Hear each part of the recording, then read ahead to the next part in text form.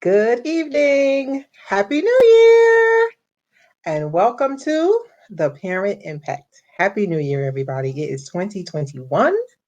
We have survived 2020, and I'm super excited. So, again, welcome to the Parent Impact. I'm your host, Tafshier Cosby, and this is presented by the National Parent Union. So, Happy New Year, everybody. Welcome back. Thank you for joining us for tonight's episode. We took a very short hiatus of time. We took about 10 days off where we had to well, for me anyway, it was a relaxing 10 days. Normally, even during vacation, I usually work. But I really took advantage of these 10 days and I'm always planning. My mind is always planning. I'm always looking at ways to be a better advocate and ways to help families in my community, in my state, in my country. But I did take some time off. I binge watched way too much TV. So I knew everybody was watching Bridgerton. Yes, yes, to the Queen's wigs. Her wigs were everything. So I did watch a bunch of TV. I binge watched a bunch of TV. But we are back. It is 2021. We have put 2020 behind us at this point, and we are celebrating a new year, new you. And I'm happy to be back on the show. I'm happy to see everybody out there, all the people who are watching. Hey, Tamika, Happy New Year to you. Happy Chastity. Happy New Year to you as well. Thank you guys so much for coming through and watching us tonight. I don't have a guest tonight. It's just me. I wanted to kind of bring the new year in with just me. I do have a different backdrop. As you can see, I have some books behind me. I was kicked out of my living room by my family. So now I'm actually upstairs where all my books are housed. So I'm here in a new location, but it's cool. I'm okay with this. It's quiet. It's like my own room. I feel like Claire Huxtable when she had her own room on the Cosby Show, where she actually got her own room and had her own space. So it's okay. It's nice and quiet here. So like I said, I don't have a guest tonight. So I'm just going to check in with everybody. I figured I would do a check-in. Let's check in for 2021. We have some really exciting shows coming up this year, some really fantastic guests, some local people, some folks from Newark, some people who are really leading the charge out here in New Jersey, and really just making a difference in their communities as advocates and parents and community members. So I am going to give a quick update about what's happening in the city of Newark and the state of New Jersey. I'm going to continue that. I was hoping to actually have some new glasses today, everybody. I was trying to get some new glasses, new year. I'm trying to get like some color, some clear glasses or something popping for this year. But I called my eye doctor and his appointments are far. They told me to call back on January 19th to try and get a new appointment. So hopefully I can get some new glasses this year, everybody. Just some different colors. I want some more color in my life. So I'm looking to get some more colored glasses. So stay tuned for that. So in Newark, some updates from Newark. Um, we have lots of families who have lost loved ones in the city of Newark, lots of loved ones who have been lost to COVID-19. Our numbers have been going up a little bit more. They anticipate the numbers actually going up again after the Christmas holiday. But we lost some really beloved community members. They were two legislative aides for the city. I did not have the pleasure of knowing them, but I know they were beloved in the city, and a lot of people are mourning their loss. They were very important community members. They were community servants. From what I hear, they were always there to help anybody who needed them. They always had smiles on their faces, and they were really part of the fabric of our Newark community. So my condolences go out to the families of Jesus Casiano Jr. and Carmen Vega Ramos. My condolences to you, my condolences to their families and to their friends. Definitely a loss for our city. They were wonderful community servants from what I've been told. And they will be missed in our community. So condolences go out to their family and friends, and also to our city of Newark, everyone who is grieving, and also condolences to anybody who's lost someone to COVID, or just lost someone in the city. So our condolences go out to all of those families in our city. So Newark Public School, this was a story that was brewing right before, I think right after Christmas, between the Christmas and New Year. So the Newark Public School high school students, they caught wind of potentially the district intending to double their periods, their online school, from 4 to 5 hours to 9 hours. So they were completely in an uproar about that. They're having to deal with a lot being in online school, being virtual, being remote. They're already dealing with not being there with their friends, having to be remote, and just feeling isolated. And they're already dealing with that. But then for the school to potentially increase the number of hours that they have to be online, and in true Newark fashion, because these students were taught well, they know about civics, they created a petition, they circulated the petition. As of last Friday, they had about 3,200 signatures. They did meet with Superintendent Leon in a meeting last week. He advised that the extra hours would actually be for seniors who needed to make up grades or needed to make up time. But there was still confusing information as to whether it would be for all seniors, whether it would be for all high school students. So they met with university high school students, met with their principal, who advised that their schedules would not be changing. But as far as the other high schools, we're still waiting for confirmation on whether their schedules would be changing. So like I said, they, in true Newark fashion, our kids learn about civics and they know how to get stuff done. They got that petition going. It was circulating through social media, and they really want to make sure that that time, that 9 hours is not something that is happening for them. They have enough with the 4 and 5 hours. Some of them are having to work. Some of them are having to take care of their siblings. So I really think that that's something that they should think about. Public schools should really think about the time that they have to spend. I know they have work they have to get done, especially the seniors who are graduating this year. But please make sure that you include the students' voices in these conversations when you're making decisions about things that happen to do with them, right? This is their time that they're having to spend.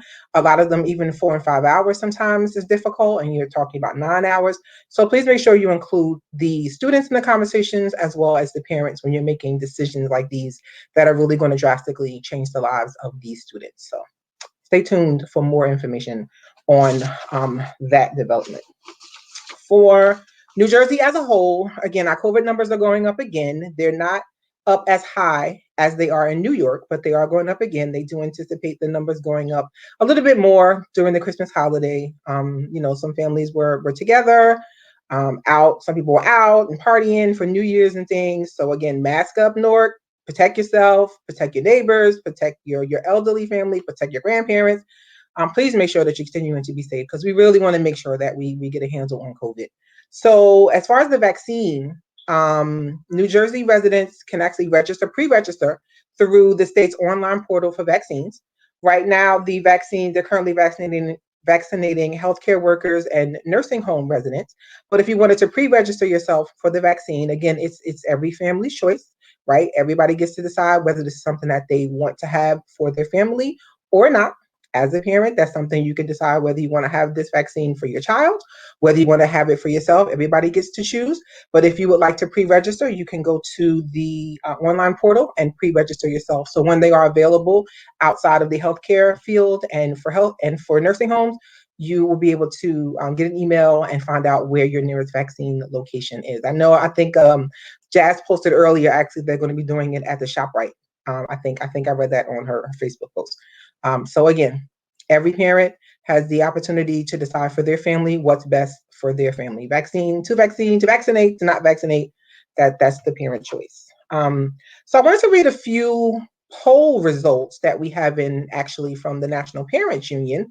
We are having our second town hall clapback this Thursday night at 8 p.m. I will put the registration link. If you haven't registered, please do. We want to have some amazing advocates on there. We're going to have some of our council members from across the United States from the National Parents Union. They're going to be on there. It's going to be a great panel discussion.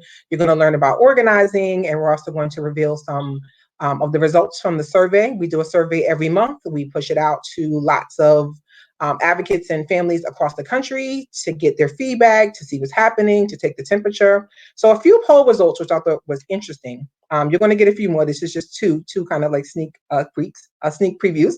So poll results show that 16% of parents have at least one child in a learning pod. I thought that was an interesting, 16% of parents have at least one child in a learning pod. So that means learning pods are happening all across the United States. in every city, in every town, learning pods are happening, and it's absolutely changing the face of education.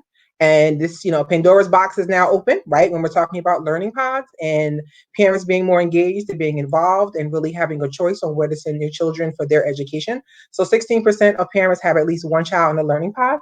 And then 80% of parents who have children in learning pods say it's very helpful. A lot of the parents are saying that it's very customized to their child. They like the curriculum that's being taught. The kids don't feel rushed with a lot of the things that are happening in the learning pods. It feels comfortable to them. The parents are comfortable with the curriculum. They're comfortable with the people who are running the pods.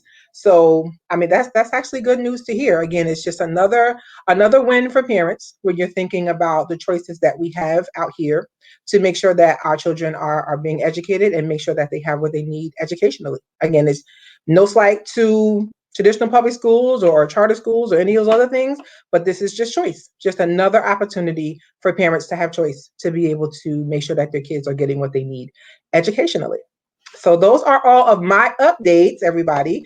So like I said, this is a check-in. So if you're out there, let's check in. Let's see what's going on with you for 2021. Hey, coach. This is my son's old basketball coach slash uncle slash nephew slash everybody's favorite in the city. Hey, we're going to have him on in a few weeks, actually. Maybe in about, thinking about 2 weeks, we're going to have him on. So let's make sure we get that conversation going. Coach L, good to see you. Happy New Year. Stacy, good to see you. Happy New Year. Thanks for tuning in. Thanks so much for watching us tonight. Happy New Year. So let's check in. Let's check in, everybody. What's going on out there? What's everybody's word for this year?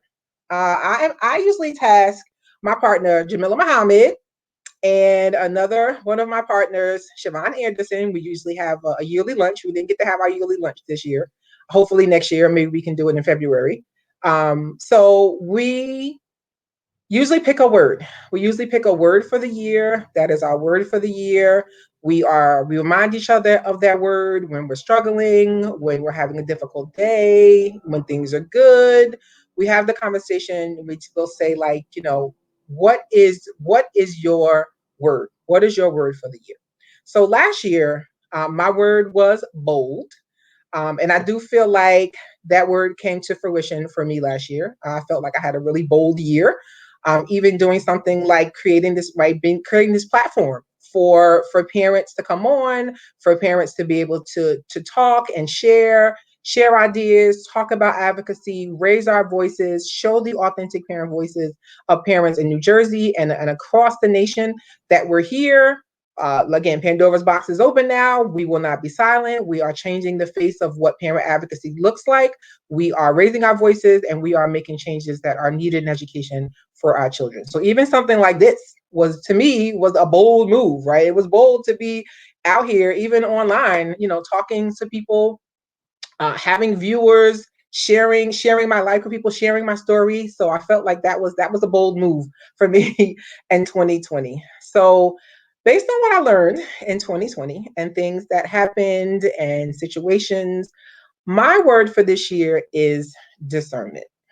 And that is my word because I really want to make sure that the things that I'm choosing for myself, the things that I'm choosing for my family, the things that I'm choosing for, my just not my immediate family, but for my entire family, are things that I really am choosing wisely. And discernment means to choose wisely, to really think about what it is that you're doing, to choose the best options for you, and to make sure that those things are going to be things that are positive in your life, right? Things that are enhancing towards you. So that is my word for this year. My word is discernment. And you're probably going to hear me say that a lot this year. And I think it's a good word. I think it fits for what I will be doing this year and how I want my year to go. I haven't done my vision board yet. Normally I do my vision board, but I haven't done that yet. But we have some really great things coming up for you guys too. We're going to be doing a couple of different things.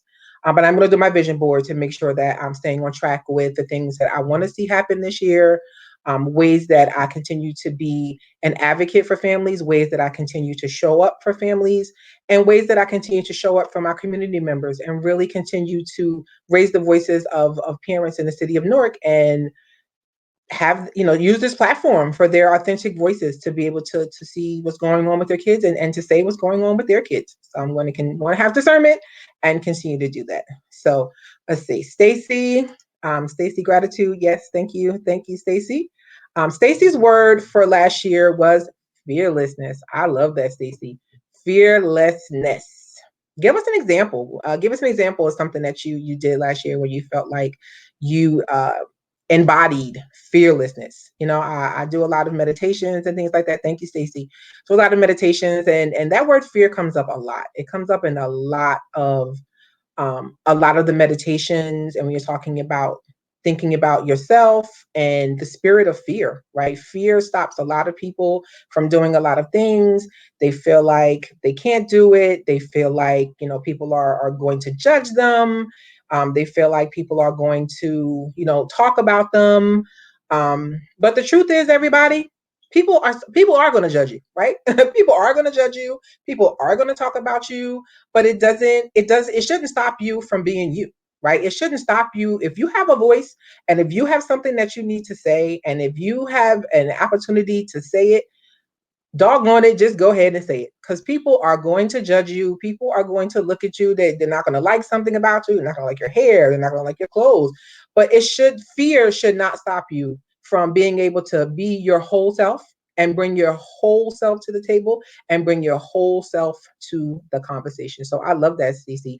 Fearlessness. There's only two things that are men that are born. Fear. You're only born with two fears. Everything else is created out of what you've been through in your life, and different things that you've experienced. So give us some examples, Stacey, of what your fearlessness looked like for last year. Excuse me, y'all. Okay, so parent impact. All right, happy New Year, everyone. Yes, our word guides how we live and how we work. The work we do throughout the year. Still thinking of mine. I think that may be Jamila. Still thinking of hers. Um, we really have some exciting visual events coming this year that will help you shape your vision for this year. Absolutely. We have some really good visual events. We have some really good trainings that are coming this year that parents can participate. You'll hear about a lot of those things coming down the pike. Excuse me a minute, sorry. I don't normally do this, but I had a tickle in my throat. So you will definitely hear about new things coming down the pike, what we're doing from Parent Impact. New ways that we're engaging families. And again, always opportunities for families to come on the show, to talk about the advocacy that they're doing, to talk about things that are happening in their community, to rally troops, to organize. Always opportunities for anybody who wants to come on the show to talk about the things that they're doing, or just come and have some fun. Anybody who was here at our last show before the new year, we just had some fun. We played advocacy bingo. We had some laughs. We had some really poignant moments. We had some really fantastic guests that were on previously. They all came back. They joined us. We had a really great time. We talked about a lot of great things. We had the opportunity to connect with each other again before the end of the year. And we're going to infuse a lot of that into what we're doing on the Parent Impact this year. It's not all serious. There are a lot of things that we talk about that are serious. Educating our children is serious. Equity in education is serious. Making sure that parent voice is part of conversations is serious.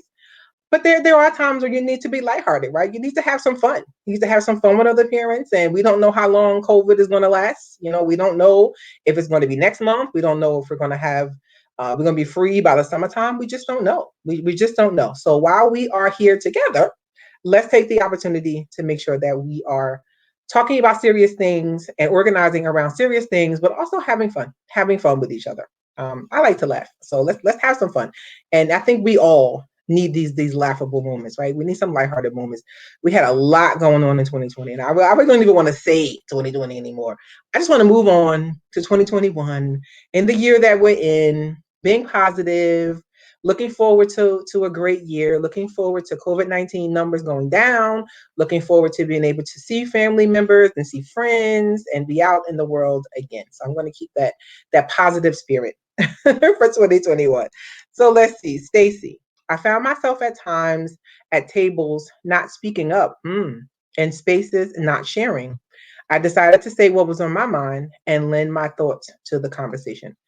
Thank you so much, Stacy. Thank you for speaking up. Thank you for saying what was on your mind, lending your thoughts to the conversation. I think for a lot of people that might be difficult, to do. They feel like, no one wants to hear what they have to say, or the way that they say it is not going to come out the way they think that people want to hear it. But thank you, Stacey, for showing people that you can be yourself. You can be yourself. You can say what you have to say. You can speak up. And I think when you speak up, it gives other people the opportunity and license to also speak up, right? They see Stacey doing it. They see a lot of other community members speaking up, being at those tables, having a seat at those tables, really saying what needs to be said, especially when we're talking about advocating for our children, especially when we're talking about advocating for our children, right? We are their advocates before they can advocate for themselves. We are their advocates as parents. Thank you, Stacey. We are their advocates as parents. We need to be the ones speaking out for them, speaking out for what it is that they need, speaking out to make sure that we have equity in education, making sure that they are receiving the education that they deserve, making sure that the education that they're receiving is something that is helping them move their life forward. In this remote learning environment, a lot of kids are struggling, and it's not just kids in our neighborhood, it's kids all over. They're just struggling. They're struggling with this. So as a parent, we need to make sure that we are focused on what's happening with them, what's happening with their social and emotional learning, what's happening with their curriculum that they're learning, how they're learning, and ways that we can be involved as parents to be able to help them, right? I was on a call earlier, and we were talking about children receiving A's. And I was actually listening to Chris Stewart. He from Eight Black Hands. He was talking to a teacher earlier, and they were talking about the teacher. His daughter got all A's, and he's like, wait a minute. He was super suspicious about his daughter getting all A's, because he's like, wait a minute. Like, I've watched this girl. I think she was 8 years old. He's like, I watched her. Her reading isn't that great. And he was like, she's my daughter. I love her, and I think she's amazing and fantastic. But he's like, being realistic as a parent, I don't think she got all A's. And when he started to dig deeper and ask more questions of the teacher, why did my daughter get an A? Right? Was it an A in just because she actually turned in all her work, it was on time, you actually received it, or did she receive an A in the actual work that she did after you graded it? And he discovered that she actually received the A. From a lot of the A came from like participation, right? The participation grade of an A. And I know we talked about this last year on the show. We had people, when parents came, we talked about this. But this is something that we should pay attention to as parents, right? Did your child get that grade because they just participated? Or did they get that grade because these are the actual grades that they received on the assignments that were given to them, right? As parents, we want to make sure that what our kids are, what's in front of them, they're actually learning and retaining. It's my fear that although I don't have kids in K-12 anymore, I still have grandkids, and I still have friends who have kids in K through 12. It's my fear that as we move towards September, right, we move out of this school year and we move towards a new school year starting, that a lot of kids will not have what they need to start their new year. It was my fear for this September for 2020. That was part of my fear, that you're moving kids from third grade to the fourth grade, but they're not ready. And then you're talking about now moving them maybe from the fourth grade to the fifth grade, but they're not ready. So this is why I am beating the drum every day, parents. Every day, get in there, get in there, ask those questions to the teacher, get that data, find out what that data means. What does that A mean? What break down that A for me? I know a lot of schools have Power School, and parents are able to look at that data, but sometimes you can't really discern. There's that word discernment. You can't really discern where those grades are coming from, and if your child is actually learning and retaining that information. So parents, please, it's 20. I know it's January. They've been in school since September, but please, please, please, please make sure you are in there getting that information, making sure that you know what constitutes that grade, and making sure that you know what levels your children are on, right? Listen to them when they're reading. Watch them when they're doing their math, making sure that they are retaining this knowledge, and not just for them to move on to the next grade, but they need to retain this knowledge for themselves, right? Education is the one thing that no one can take away from you. And you want to make sure that your kids are learning while they're still young. They don't stay young long, 18 years, and they're grown, and they're not necessarily gone, because mine are still here. but they're grown, and they don't have an opportunity to learn over things that they haven't learned. And also we need to make sure that we are staying diligent and making sure that any type of summer programs that are being offered in our city, that we are taking advantage of those as parents.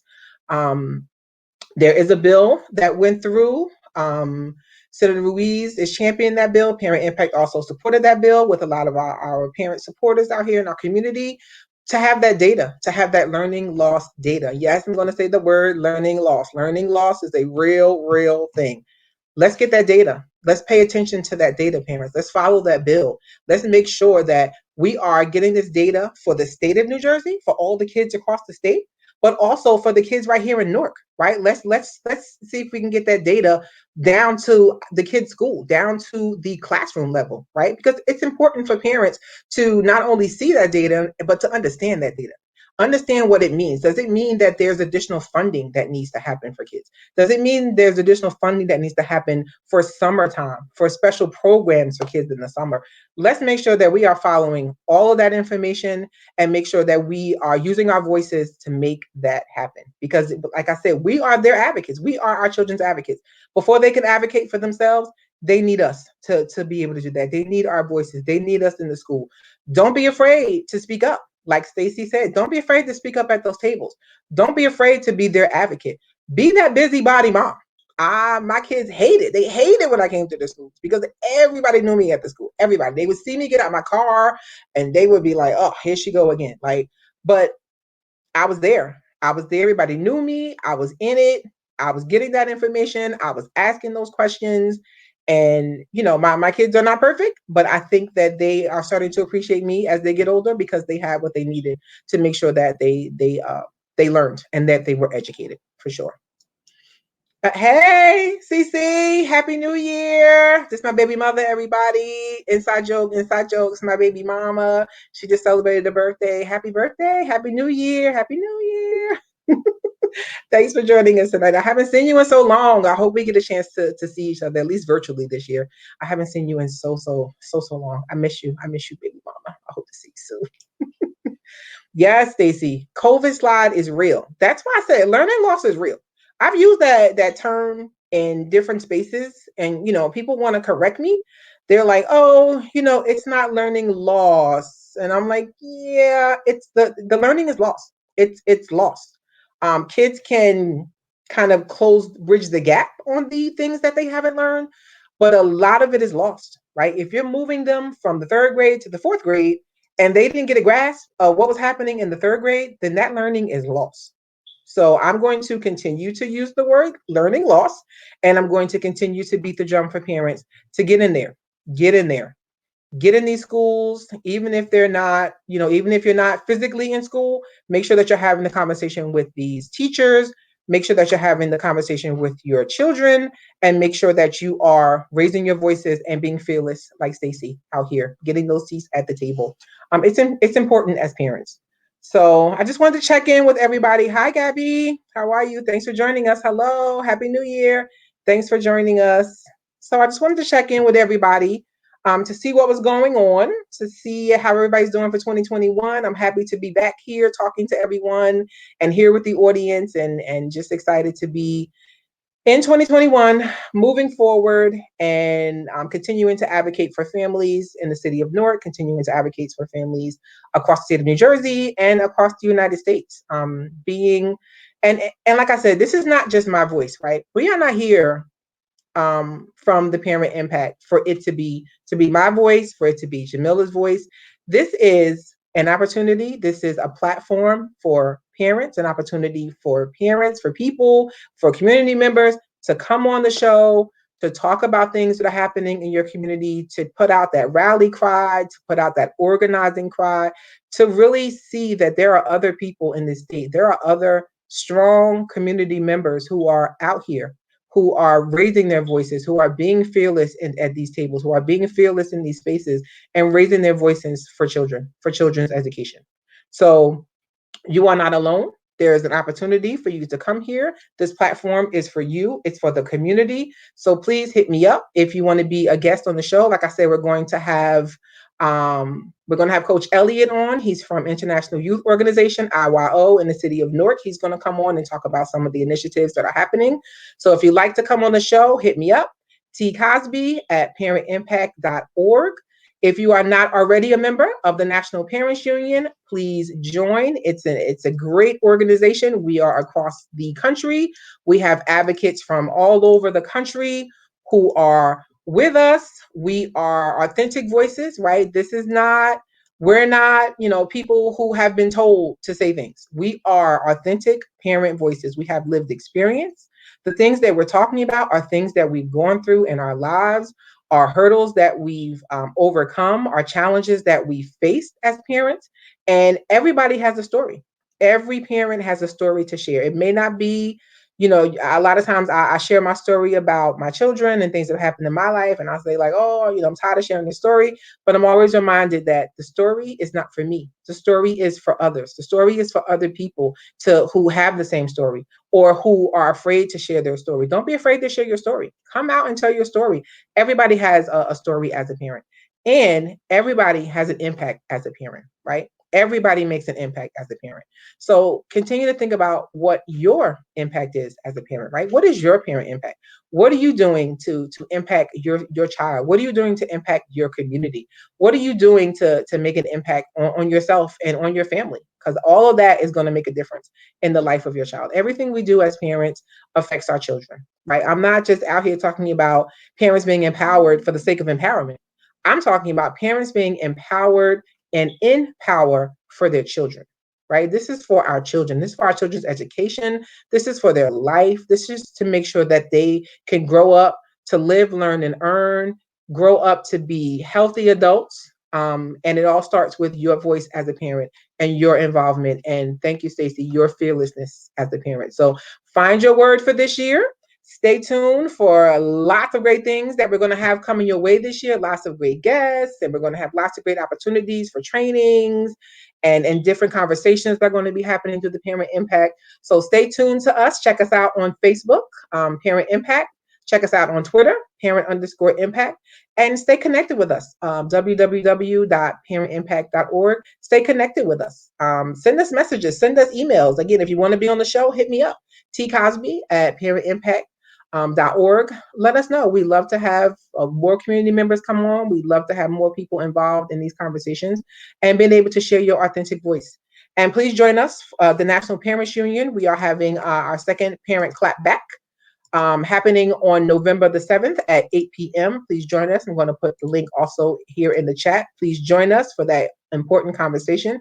It's going to be amazing. Join us at the National Parents Union.